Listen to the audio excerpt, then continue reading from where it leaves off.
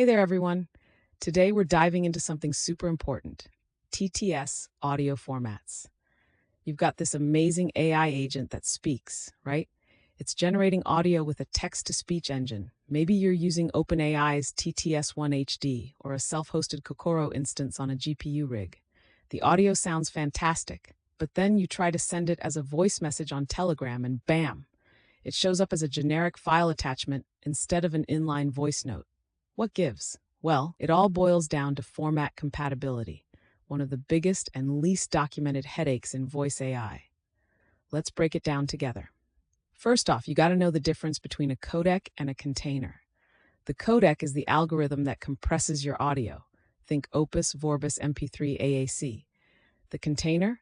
That's the file wrapper, like .ogg, MP4, WebM, WAV.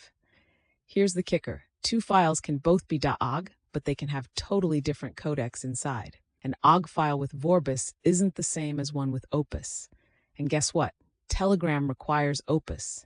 If your file's got Vorbis, it's not going to work as a voice message. Crazy, right? Now let's chat about the major formats.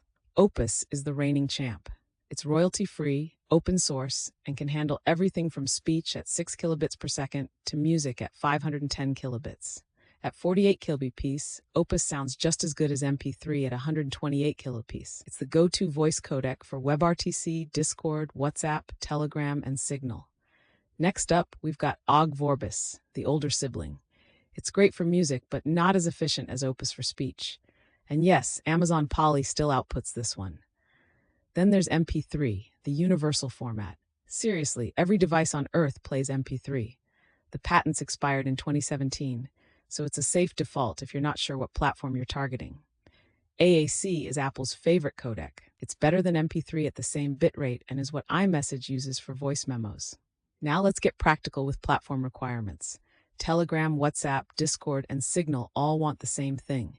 An OGG container with Opus codec at 48 kHz. One format to rule them all.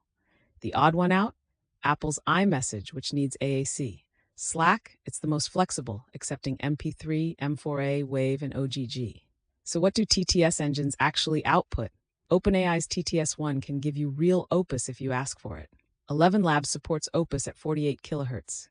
Google Cloud TTS has an OGG Opus option, and Azure TTS can output OGG 48 kHz mono Opus.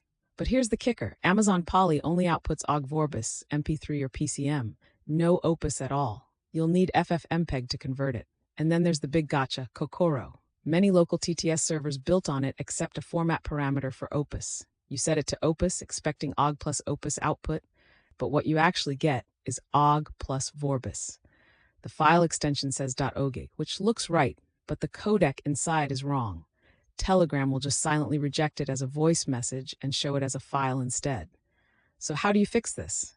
It's simple. Just run this ffmpeg I input.ogg c at a libos-b8k r48000 output.ogg.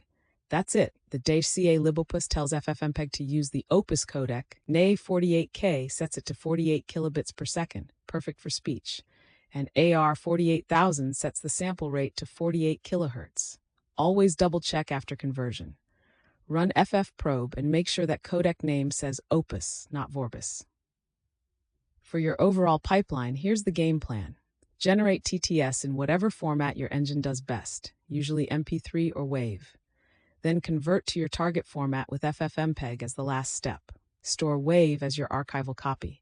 This keeps your pipeline flexible. One source, multiple targets. If your target is chat apps, Telegram, WhatsApp, Discord, Signal, convert to Ogg Opus at 48 kHz. For podcasts, use MP3 at 128 to 192 kbps. If you're in the Apple ecosystem, go with AAC. And if you really don't know your target, MP3 at 128 kbps works literally everywhere. Want the full guide with conversion cheat sheets, OS support matrices, and TTS engine comparison tables? Head over to thinksmart.life/research and check it out.